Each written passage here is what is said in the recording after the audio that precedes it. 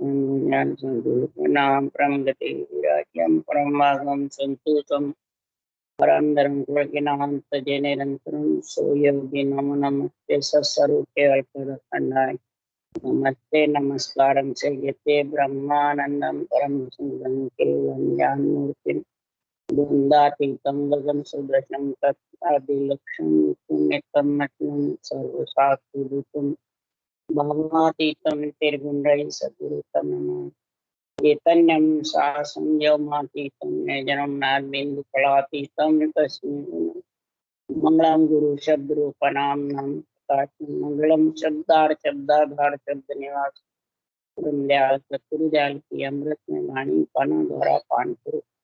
राम सदगुरुदेव जी महाराज की अमृत में वाणी मुखार द्वारा पान। राम सदगुरुदेव जी महाराज का सतनाम निज नाम सूरत देश पे देव देश के अनुभव करो श्रवण करो मनन सतगुरु दयाल को मुख हृदय हरि पद संगत साधु की आजीवन मोक्ष सब धरती का गद करो सब बन कलम कटाए सात ज्ञान ये सतगुरु अंतर्जामी गद गद के जाने बार बार हे राम जी महाराज बारम्बार नमस्ते। हे राम हे राम हे राम सारी सृष्टि की रक्षा करो। हे राम हे राम हे राम।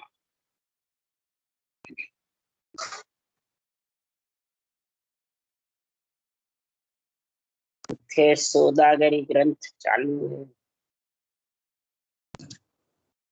सदगुरुदेव फरमाते हैं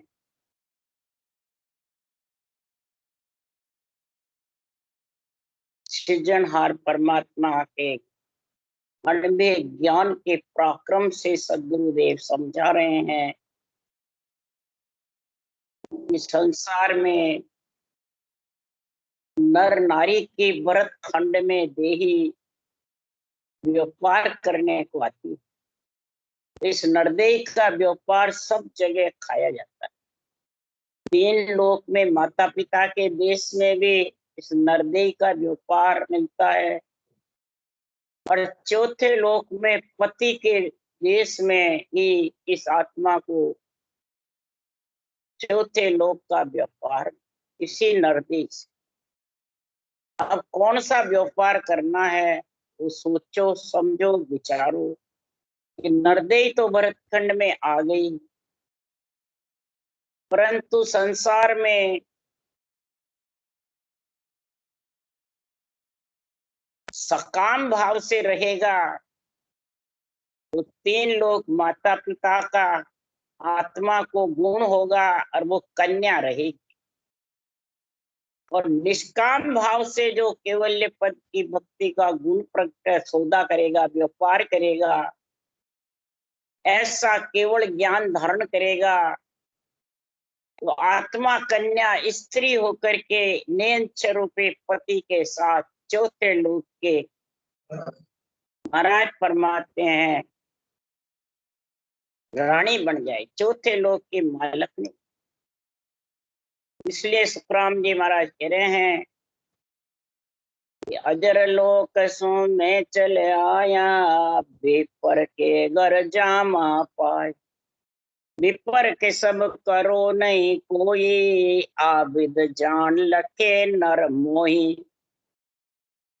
सदगुरुदेव फरमाते हैं नर नारी सुनो सारे ज्ञानी ध्यानी साध संत भी सुनो कि मेरे को लखने में मेरे रूप को नहीं लखोगे मेरे ज्ञान को लखोगे क्यों अजरलोक से केवल ज्ञान आता है एक रूप आता है एक आत्मा आती है।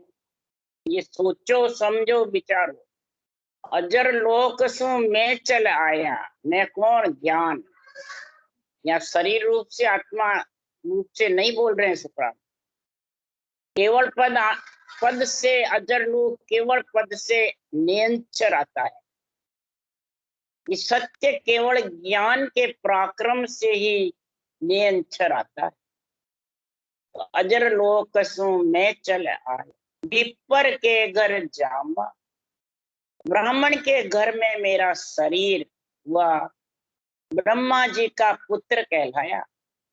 ब्रह्मा विष्णु महेश शक्ति को माता पिता की पदवी है, और मेरे को अजर लोक से पहले तो मैं नर शरीर ब्राह्मण ब्रह्मा माता पिता का शिष्य गुरु मैंने शिष्य हूँ, पुत्र भी हूँ, ब्राह्मण कुल में हूँ इसलिए। और शिष्य तो सारा त्रिलोकी है, पर सुखराम जी शिष्य भी है और पुत्र भी है। और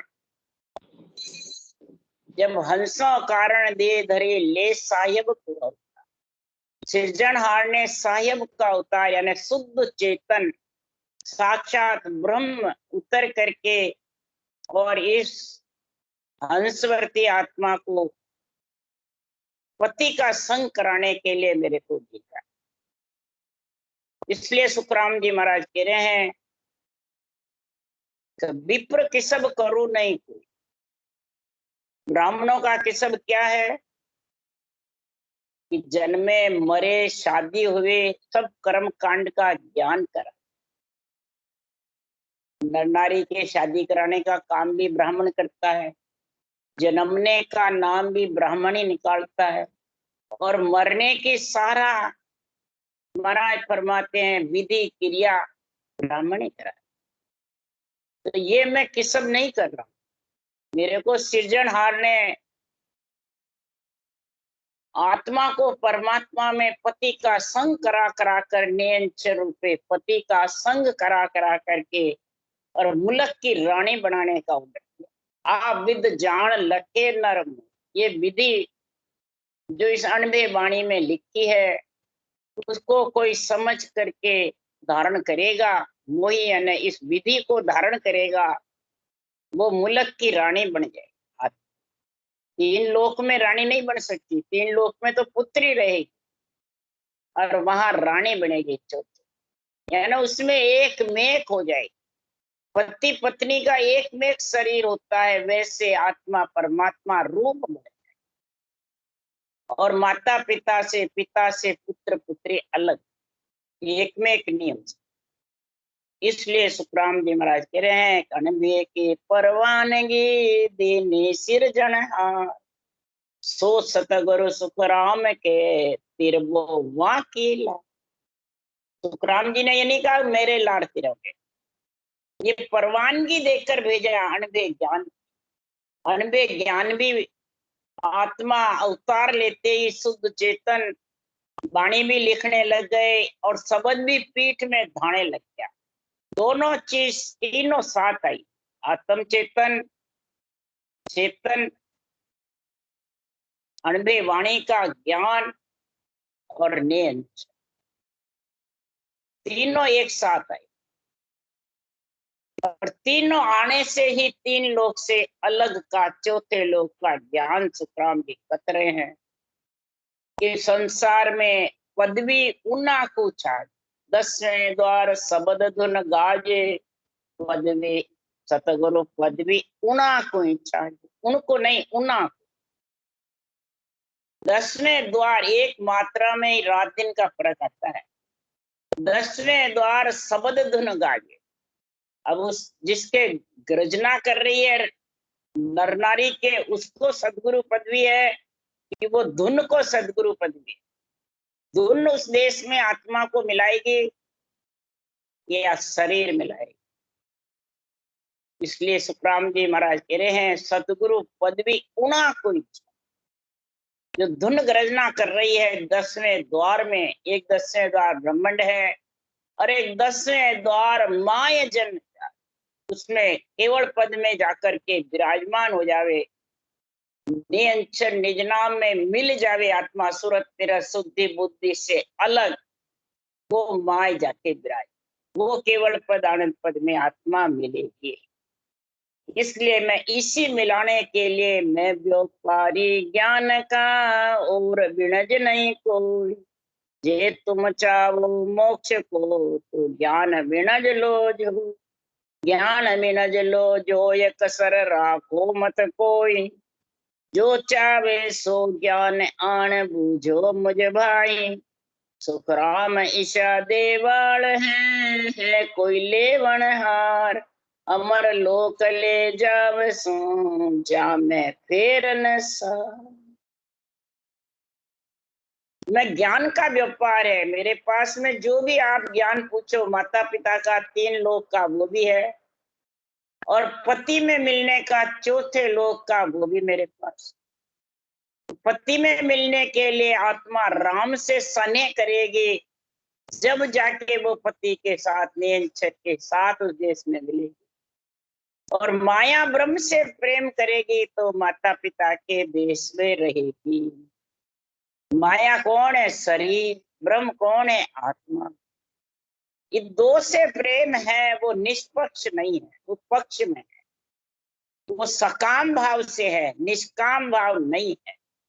कहते निष्काम भाव है, परंतु बनना कठिन है।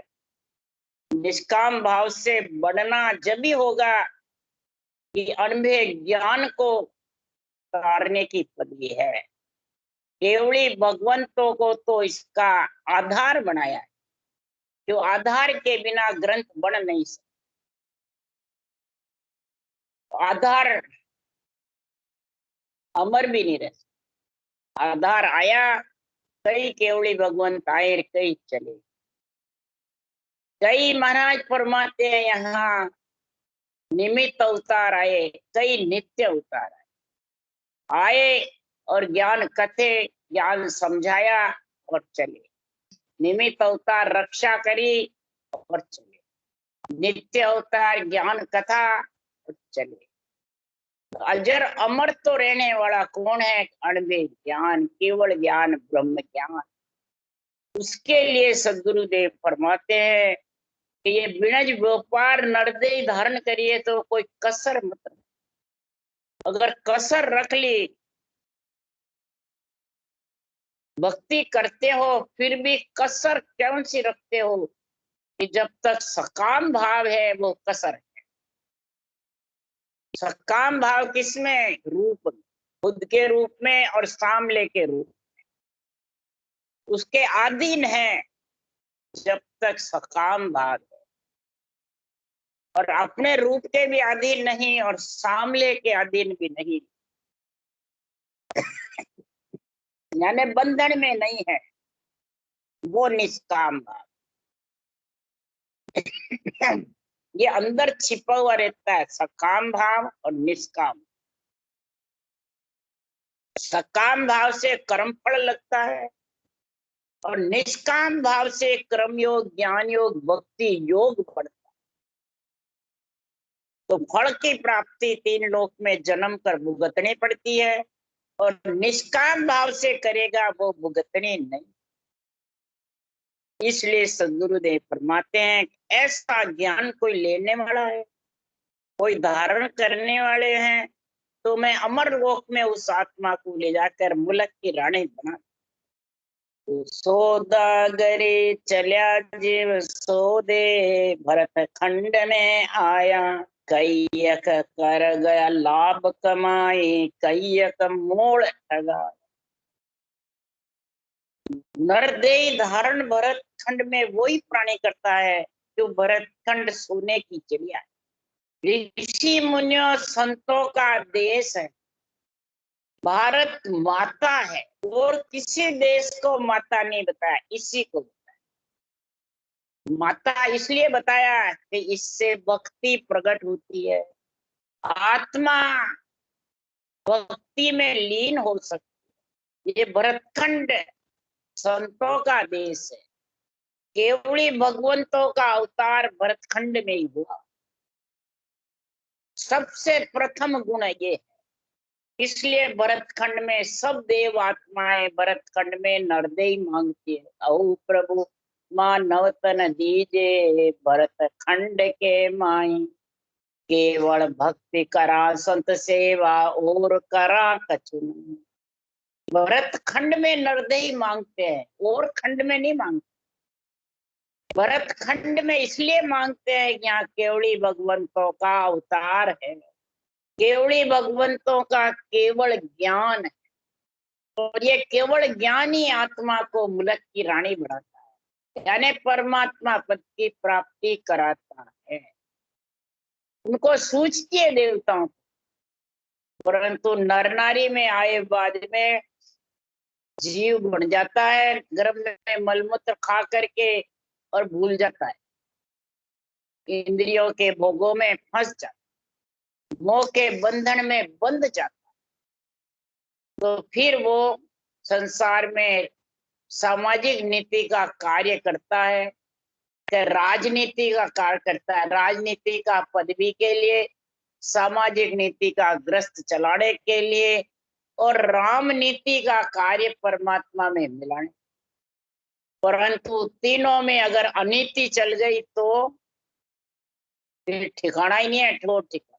सामाजिक में अनीति, राम नीति अनीति करेगा तो सामाजिक में भी अनीति करेगा, राजनीति में भी अनीति करेगा, तो अनीति के तहत तो कोई ठोर ठिकाना ही नहीं। तीन लोग आत्मा भौंकती फिरे, इसलिए कैयक कर गया लाभ। नीति अपना अपना करके लाभ कमाई करी तीन लोग की, माता पिता की, के चौथे लोग, और अनीति कर करके श्वासा रूपी मूल को, नरदे को भी ठिका के चले। इसलिए सुखराम जी महाराज कह रहे हैं, जो नरदेही को ठीक कर चले जाते हैं वो 184 योनियों में आत्मा भटक। इंद्र आद ब्रह्मादिक बंच यो नर्तन है भाई, राम भगत और साध समागम ईशो लाभ इनमा।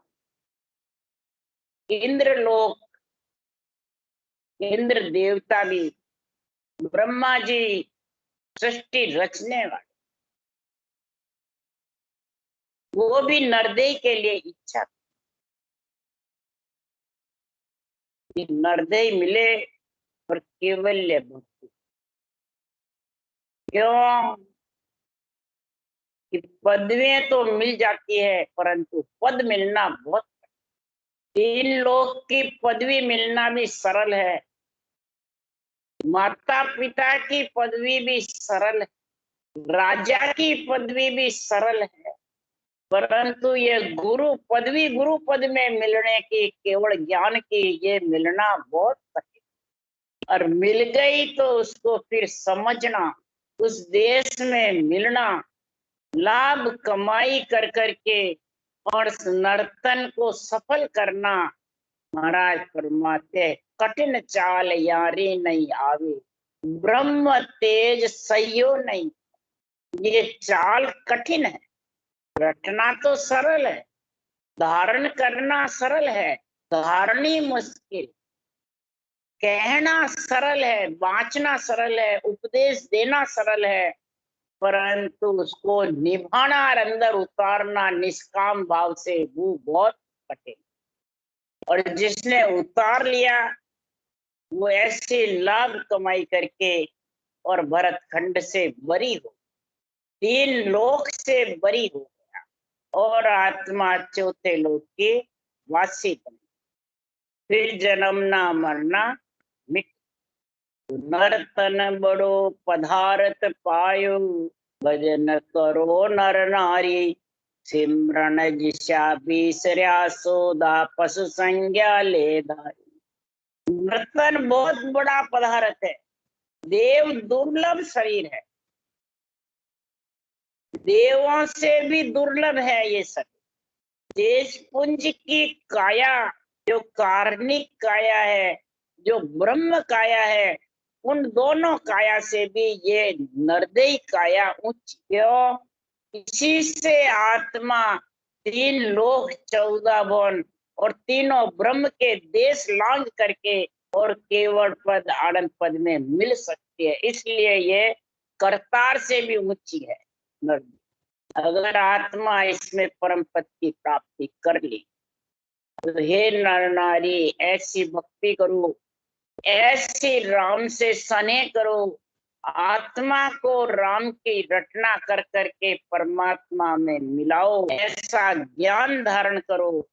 नहीं तो पशु संज्ञा, नर नारी होकर भी पशु संज्ञा में कोई कमी नहीं, यानी 184 हटने वाली नहीं। लक्ष्य 84 में आत्मा का जाना निश्चित है, अगर ये नरदेह सफल नहीं करे। क्यों? शुभ कर्म कर स्वर्गा जावे, अशुभ किया 84। के सुख राम भक्ति कर केवल परम धाम जन जास। शुभ कर्म से स्वर्गलोक देवता योनि में चला जाएगा, अशुभ से लक्ष्य 84 आने। क्यों? सब अशुभ बंधते हैं, शुभ के साथ अशुभ जबरदस्ती बनते और उसको भोगना पड़ता है। पहले भुगते पुण्य, पीछे भुगते पाप। वे पशु पंछी मानव तन बंच। पहले पुण्य भुगतता है, फिर पाप, और फिर पशु पंछी योनि में मानव तन की इच्छा। देवता योनि में इच्छा करता है मानव शरीर। इसलिए सुखराम जी महाराज कह रहे हैं, जब तेरे को मानव शरीर मिल गया तो सिमरन जैसा सौदा कर ले, लाभ कमाई कर ले। एक एक सांस में 70 करोड़ नाम आते हैं, वो कमाई कर ले। हीरा का व्यापार है ये। हीरे का व्यापार में कभी भी टोटा नहीं पड़ेगा और भरपूर कमाई तेरे को, भरपूर इसका मेहनताना मिल जाएगी। इसलिए सुखराम जी महाराज के जके जंजाल जागता विपता, सांझ पड़ी जब सोयो, सूता विपत पड़ी सपना में, पशु उगाड़ रखायो। अब इस नरदेह की संज्ञा बता रहे, नरदेह में तेरा क्या काम है? कि जैसे 24 घंटे मिलते हैं, अब 24 घंटे में तू नर नारी तो हो गया, सृजनहार ने शरीर तो दे दिया, पर 24 घंटे में तू कितने घंटे तो कार्य करता है शरीर के पालन पोषण का, कपड़ा रोटी मकान का कार्य करता है, ग्रस्त निभाने का, ग्रस्त पालन करने का, ग्रस्त उत्पत्ति करने का। 24 घंटे में इसका अनुमान लगाओ कि कितने घंटे उसमें व्यतीत हो, और कितने घंटे तू परमात्मा के सिमरन में लगाता है, और कितने घंटे तू संसार की तेरी मेरी पंचायती में। ये तुरंत तोल कर अंदर में जो स्वास्थ्य पूंजी गिनती की मिलती है, अभी स्वास्थ्य पूंजी गिनती की पूंजी में तू इसका मोल तोल कर अंदर तराजू के तलड़े में ये में तोल ले। ज्यादा से ज्यादा आदमी 12 घंटे काम का है, 8 घंटे 6 घंटे सोने का है, तो फिर पीछे कितने बाकी रहे? 6 घंटे समझो, नहीं तो 4 घंटे समझो, 8 घंटे समझो। 4 घंटे में क्या काम करेगा? मन नहीं लग रहा भाई, चलो आज तो हटिया, चलो आज तो पड़ोसी के चलो, आज परिवार के चलो, अपन बातचीत करेंगे। उस ऑटो में बैठा रहता है। तो महाराज जो पशु दिन भर खाता है और रात को उसको उगाड़ता रहता है, इसी प्रकार नर नारी भी दिन भर कमाता है, पैसे टक्के लाता है, दिन भर ग्रस्त का कार्य करता है, खाता पीता है, अंजड़ की काया का कार्य करता है, देह का व्यवहार करता है, और जब रात को सोता है तो वो जो तेरी मेरी करता है 2 घंटे 1 घंटे मन बहलाने के लिए, वो रात भर उगाड़ के खाता है। सपने में खाओ, जागृत में खाओ, सुसोपति में खाओ, उगाड़ कर खाता है। तब सुखराम जी महाराज कह रहे हैं कि फिर पशु संज्ञा है कि नर संज्ञा? नर नारी होकर भी पशु संज्ञा की जैसे उगाड़ता रहे। क्योंकि जो भजन करे उसके तो फिर सपना जागृत सुपन सुसोपति नहीं आएगी, आएगी वो तो शरीर का धर्म है। परंतु महाराज फरमाते आने में भी वो उसमें लिपायमान नहीं होगा, वो सूता सूता भी जागेगा। तो शब्द का ज्ञान है, नियंचर का ज्ञान है, 10वें द्वार शब्द गुण गरजती है, तो वो धुन गरजना करती रहेगी, और धुन के धोरे हरिजन बीजे, हरिजन भक्ति में लीन हो जाए जागृत में, सपने में, और जो सुखोपति में है फिर जागृत उसमें हो जाता है, फिर वो नर संज्ञा का गुण आ जाता है। इसलिए सुखराम जी महाराज कह रहे हैं कि घर की ग्रांगत गयो जमारो, उदम आपदा माई, मुंह से ठगे बरे एक ओदर, पशु संज्ञा आ पाई। और नर संज्ञा ज्ञान ध्यान गुण साध समागम सिमरन कथा अभिलाषा जागे जीते राम ही सिमरे सूता ओई अध्याय। अब नर संज्ञा और पशु संज्ञा की बातें महाराज बता रहे हैं कि उदम आपदा में सारा दिन पूरा हो जाता है, घर की कांग्रेस में, तेरी मेरी में, मुखारबंद पंचायतियों में पूरा हो जाता है। फिर मुखारबंद से राम कब रटेंगे?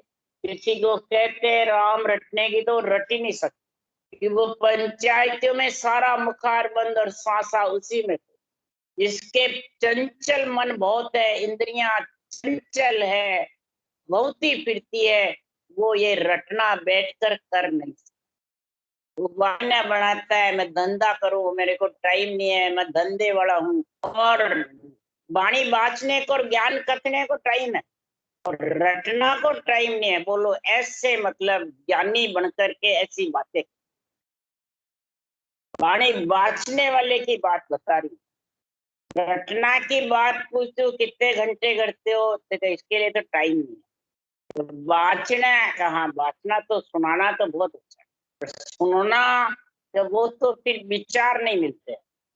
इसलिए सुखराम जी महाराज कह रहे हैं ये उदम आपदा इसी को, मुंह से ठगे भरे एक ओदर। अपने ज्ञानी अपने ज्ञान के अहंकार में, अज्ञानी अज्ञान के अहंकार में जब फंस जाता है तो वो पशु संज्ञा, वो नर संज्ञा नहीं। नर संज्ञा तो ज्ञान ध्यान साध समागम, ज्ञान है ध्यान है गुण, गुण जितने भी है अंदर में वो गुण निकाल देता है और गुण भरता है। कब होता है? कम से कम घंटे भर, तो 2 घंटे वाणी बाचने वाले को बैठ के इकलंत भजन करना, तब वो वाणी का गुण अंदर आता है।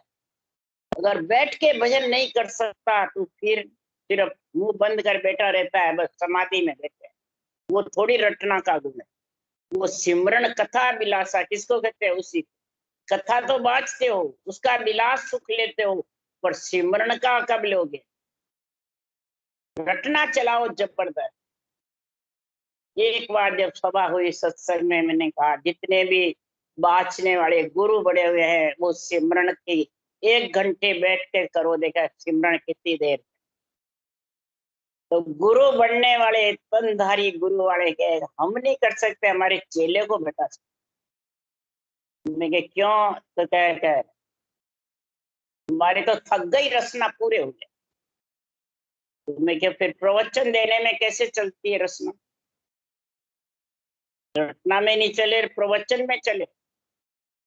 कथा विलासा का सुख लेने में चलता है, सिमरन को काट देते हो तो थक गई।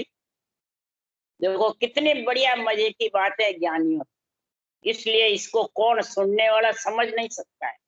ज्ञानी की कड़ ज्ञानी पकड़ता है।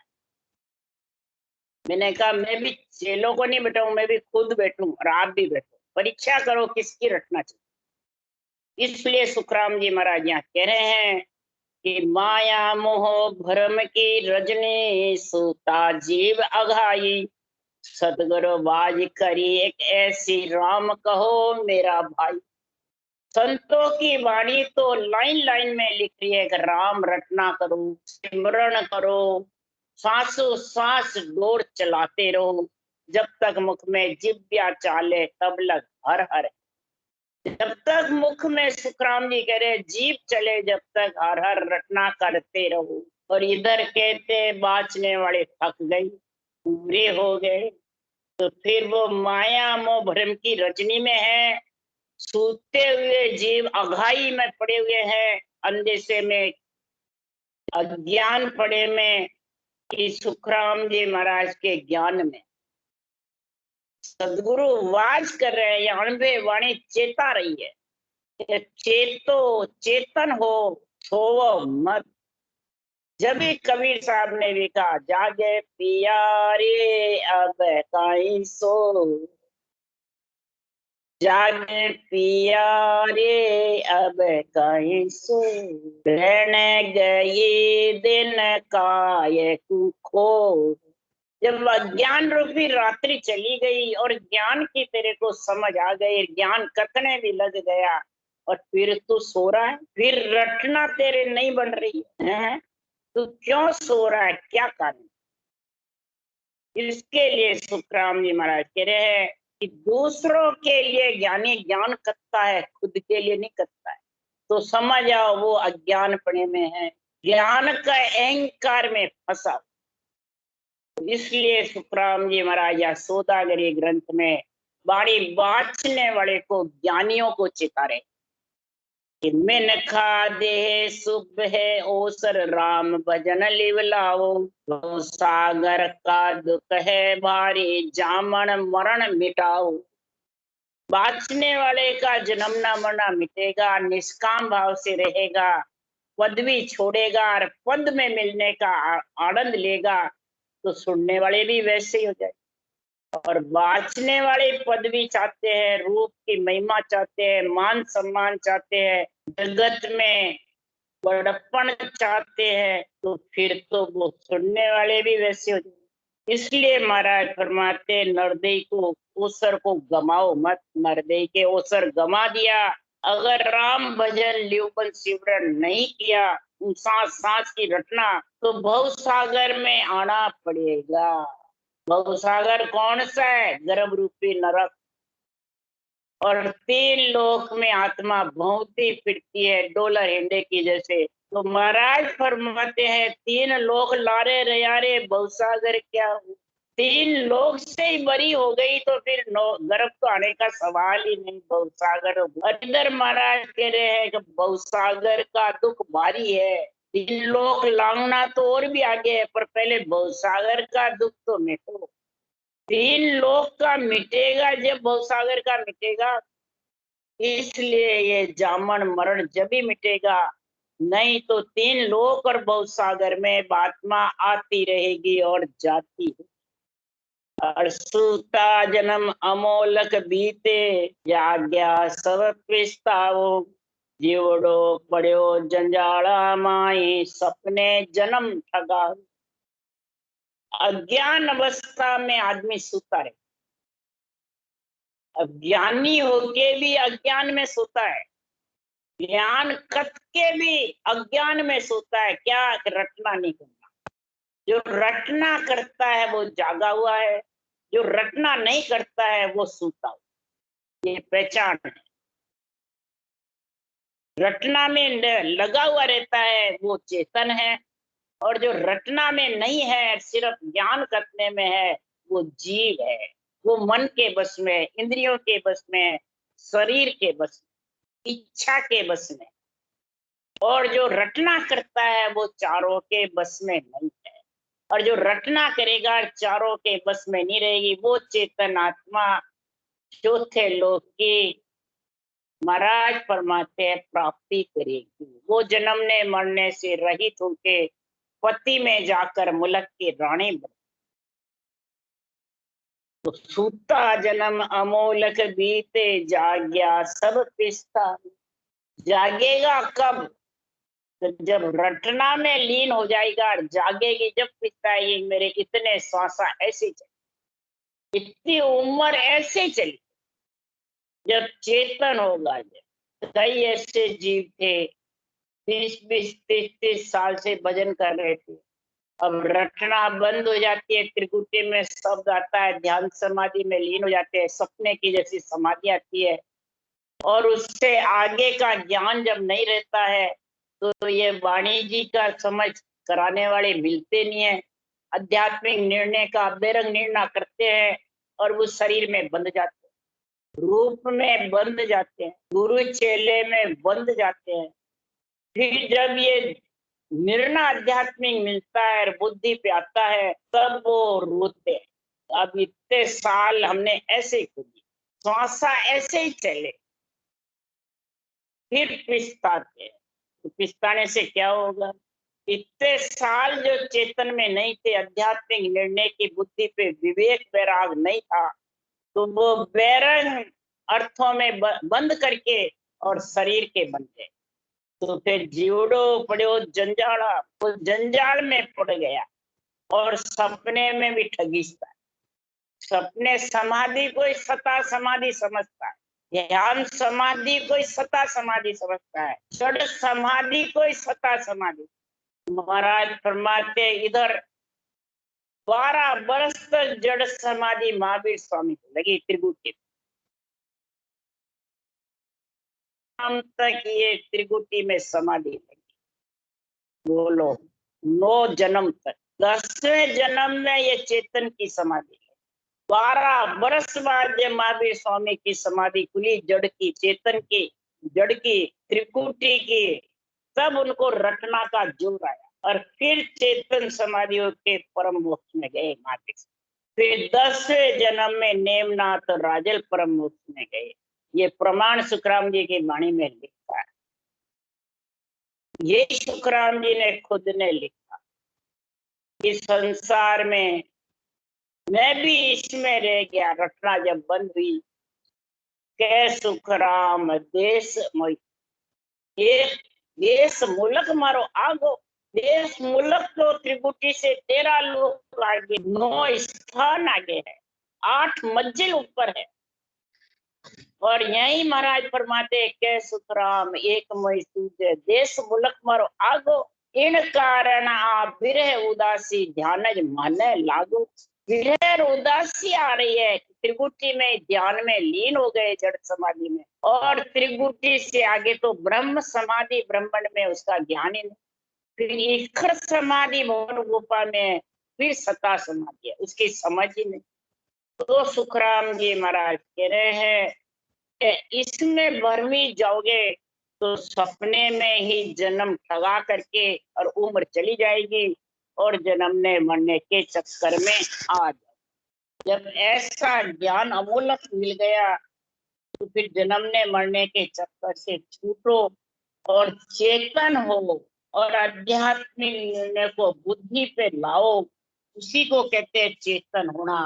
बेरंग अर्थ को प्रधानता मत, बेरंग अर्थ नहीं है संतों के शास्त्र के, सब अर्थ अंतरिंग में घटाओ, खुद आत्मा पे घटाओ। आत्म कल्याण के लिए ज्ञान व्यापार है, नहीं तो लक्ष्मी का व्यापार, खाने पीने का, सृष्टि उत्पत्ति का व्यापार तो सभी जानते हैं।